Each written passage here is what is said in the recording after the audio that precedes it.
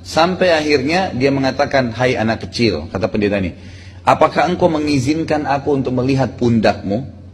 Maka Nabi SAW mengatakan silakan. Dibuka baju Nabi SAW, di pundak sebelah kanannya itu ada seperti daging yang muncul, berbentuk seperti hati, itu dikerumuni dengan bulu-bulu tebal, lebat. Semua Nabi punya itu. Itu namanya simbol kenabian. Di pundak sebelah kanan, daging seperti muncul, warna merah, dipenuhi dengan bulu, dan itu semua Nabi punya itu. Waktu pendeta ini lihat, langsung dia kaget dan mencium Nabi SAW. Memegang tangan Nabi SAW, lalu dibawa ke tempat Abu Talib sama teman lagi makan. Ditanya, siapa anak ini? Dia ingin pancing gitu. Abu Talib bilang, ini anak saya. Kata pendeta itu, tidak mungkin anak ini punya ayah. Anak ini meninggal ayahnya waktu umurnya masih 6 bulan di perut ibunya. Pendeta ini tahu rinciannya bukan dari Nabi SAW, dari kisah sebelumnya dia sudah tahu kisah Nabi yang akan keluar itu. Ayahnya meninggal waktu masih umur 6 bulan di perut ibunya, ibunya meninggal pada saat dia umur 6 tahun, disebutkan kisah Nabi SAW. Lalu Abu Talib heran, dari mana anda tahu? Langsung dia mengatakan, anakmu ini akan menjadi Nabi nanti. Bawa pulanglah dia ke Jazirah Arab. Karena kalau orang Yahudi tahu dia keluar dari orang-orang Arab, maka pasti akan dibunuh.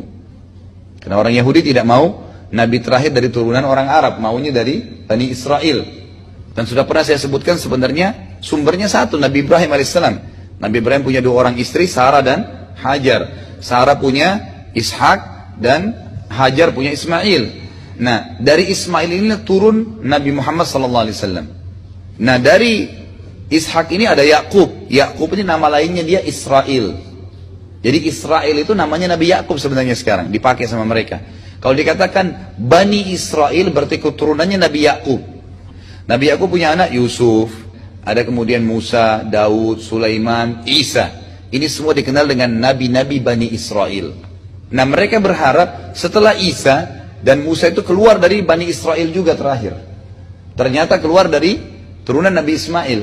Dan orang-orang Yahudi ini tidak mau masuk Islam hanya karena fanatisme buta, kejahilan.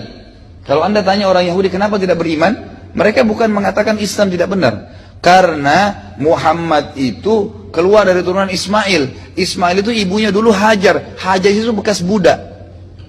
Fanatisme yang tidak perlu gitu. Baik, intinya adalah pada saat itu Abu Talib akhirnya membawa pulang Nabi SAW buru-buru ke Mekah karena percaya dengan apa yang disampaikan oleh pendeta tersebut.